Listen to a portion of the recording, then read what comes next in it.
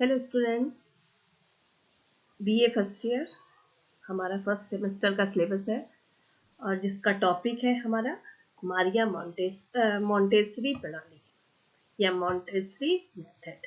ठीक है, Montessori method जो है या मॉन्टेसरी विधि जो है ये मारिया मॉन्टेसरी के नाम से इस प्रणाली का नाम रखा गया। तो जो मॉन्टेसरी विधि है इसकी जो जन्मदाता है वो मारिया मॉन्टेसरी हैं, डॉक्टर मारिया मॉन्टेसरी, जो इटली की रहने वाली थी और जिन्होंने रोम विश्वविद्यालय से डीलिट की उपाधि प्रदान की थी। ये पहली महिला थी जिन्होंने रोम विश्वविद्यालय से डीलिट की उपाधि प्रदान की थी। इन्होंने डॉक्टर होने के साथ साथ इन्होंने मंदबुद्धि बच्चों का इलाज किया था, परंतु उन्होंने इन सब के साथ ही मॉन्टेसरी शिक्षा प्रणाली का भी निर्माण किया। उन्होंने शिक्षा पर जोर दिया क्योंकि उन्होंने जब शिक्षा मनोविज्ञान का अध्ययन किया तो उन्होंने जो प्रारंभिक शिक्षा की जो अवस्था होती है यानी कि 3 से 7 वर्ष तक के बच्चों के लिए उन्होंने इस शिक्षा प्रणाली पर विशेष जोर दिया। उनके अनुसार जो बच्चों की जो शिक्षा है, जो बच्चे जब अपनी प्रारंभिक शिक्षा प्रारंभ करते हैं 3 से 7 वर्ष की आयु तक के बच्चों के लिए, तो उनके लिए कि किस प्रकार की शिक्षा होनी चाहिए इस पर उन्होंने अपने विचार प्रकट किए। तो चलिए हम देखते हैं कि जो मॉन्टेसरी विधि है उसके क्या शिक्षा सिद्धांत हैं। तो मारिया मॉन्टेसरी के नाम से ये शिक्षा प्रणाली बनी और जो उसके जो मेन जो सिद्धांत हैं वो क्या थे कि सबसे पहली चीज थी कि ज्ञानेंद्रियों की शिक्षा का सिद्धांत। जो मारिया मॉन्टेसरी है वो बालक के शारीरिक, मानसिक, सामाजिक और शारीरिक सभी विकास पर बल देती है। उन्होंने कहा कि बच्चों का जो विकास है वो सर्वांगीण विकास होना चाहिए और ऐसी हमारी शिक्षा होनी चाहिए। तो उन्होंने जो है वो बालकों के बच्चों, क्योंकि मारिया मॉन्टेसरी जो थी, जो हमारी जो मॉन्टेसरी प्रणाली है वो बाल केंद्रित शिक्षा प्रणाली थी, तो उन्होंने ज्ञान प्राप्त करने को सबसे महत्वपूर्ण जो उन्होंने साधन माना वो ज्ञानेंद्रियों को माना। और उन्होंने अपने बालकों के अध्ययन से उन्होंने ये पता लगा कि ज्ञानेंद्रियों की जो 3 से 7 वर्ष की जो अवस्था होती है बच्चों की, वो उस समय बच्चों की जो ज्ञानेंद्रियां हैं वो बहुत अधिक क्रियाशील रहती है। अतः इस अवधि में जो ज्ञानेंद्रियों की सहायता से यदि बालक बहुत अधिक जो है वो सीखता है, क्योंकि उस समय जो जो 3 से 7 वर्ष की जो एक बच्चों की एज होती है ना, उसमें जो हमारी जो ज्ञानेंद्रियां है वो बहुत ज़्यादा एक्टिव होती है, बहुत ज़्यादा क्रियाशील होती है। तो इस समय बच्चों को जो भी चीज़ें हम ज्ञानेंद्रियों के माध्यम से सिखाते हैं तो वो बहुत जल्दी बच्चे उस चीज़ को सीखते हैं। तो ज्ञानेंद्रियों की सहायता से जो ज्ञान प्राप्त किया जाता है उससे बालक की जो इंद्रिया अनुभव क्षमता तो बढ़ती ही है, साथ ही बालक को आनंद की भी अनुभूति होती है। तो इंद्रियों की शिक्षा जो है वो मानसिक विकास को भी सुलभ बनाती है। ज्ञानेंद्रियों की शिक्षा के लिए उन्होंने शिक्षोपकरण निश्चित किया था। उनकी सहायता से वो विभिन्न ज्ञानेंद्रियों को प्रशिक्षित करना चाहती थी। उसके अलावा उन्होंने अंगों की शिक्षा कि किस प्रकार से बच्चों की जो अंग है, जो बालक जीवन की जो प्रारंभिक क्रियाएं हैं जैसे कि चलना, उठना, बैठना, लिखना आदि में स्वावलंबी नहीं बन सकते हैं बच्चे जब तक बालक अपने शरीर की विभिन्न अंगों को साध नहीं लेता, जब तक वो खुद ही क्रियाशील नहीं, जब तक उनकी शिक्षा का क्रम आगे नहीं बढ़ सकता। इसीलिए उन्होंने विभिन्न कामेंद्रियों की शिक्षा प्रारंभ में ही अवश्य दी जानी चाहिए। उनका ये मन था कि जब तक जो बालक जीवन की जो भी उनकी जो शुरुआत में जो उनकी क्रियाएं होती हैं, चलना, उठना, बैठना आदि, इससे बालक जो है वो स्वावलंबी नहीं बन सकता है, क्योंकि वो अपने शरीर के जो अंग है उनको पूर्ण रूप से तब तक नहीं साध सकता है जब तक कि हम उनकी विभिन्न कर्मेंद्रियों की शिक्षा उन्हें प्रारंभ में नहीं देते हैं।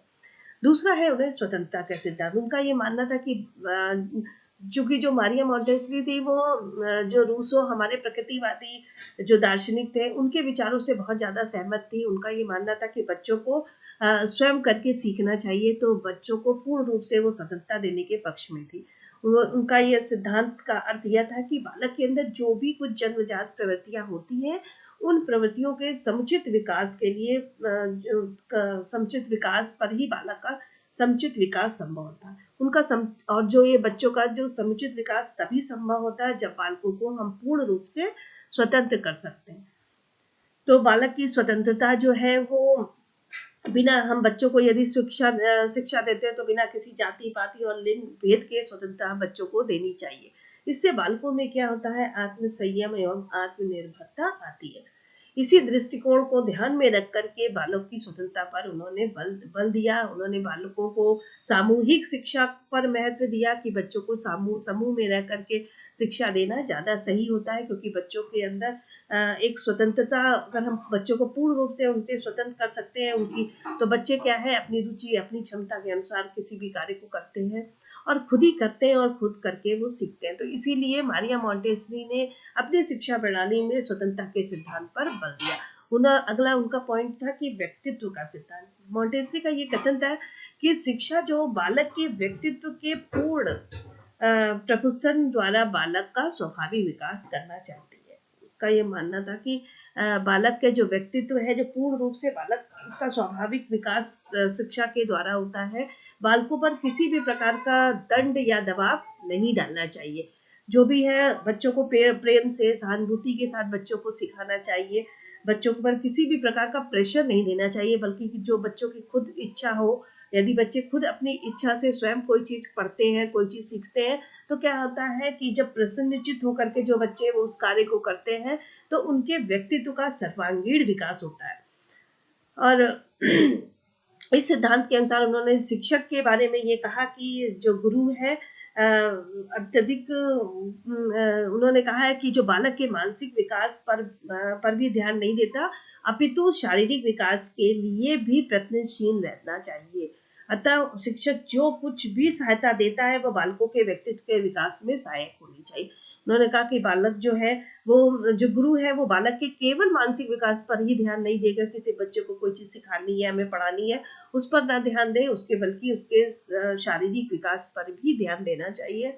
और इसीलिए उन्होंने मारिया मोंटेसरी की जो शिक्षा प्रणाली है वो व्यक्तित्व के सिद्धांत पर आधारित है। अगला है हमारा स्वतंत्रता का सिद्धांत, आत्म शिक्षा का सिद्धांत।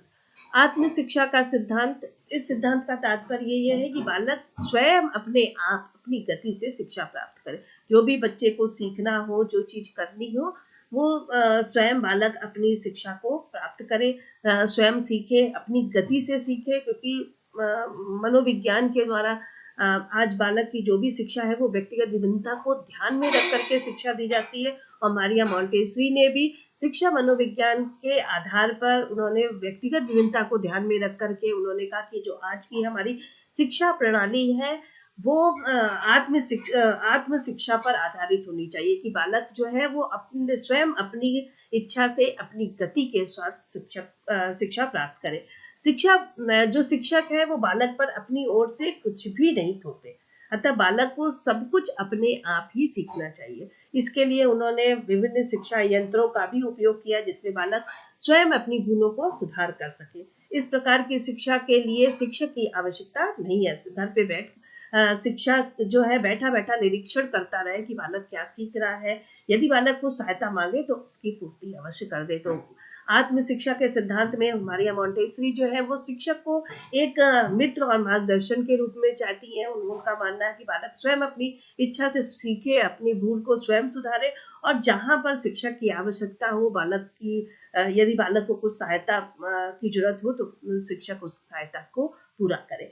और मोंटेसरी के अनुसार आत्म शिक्षा ही सच्ची शिक्षा है, क्योंकि इस प्रकार की शिक्षा में बालक अपने स्वभाव और गति के अनुकूल जो है वो शिक्षा प्राप्त करता है। अगला उन्होंने मारिया मोंटेसरी ने खेल द्वारा शिक्षा पर बल दिया है।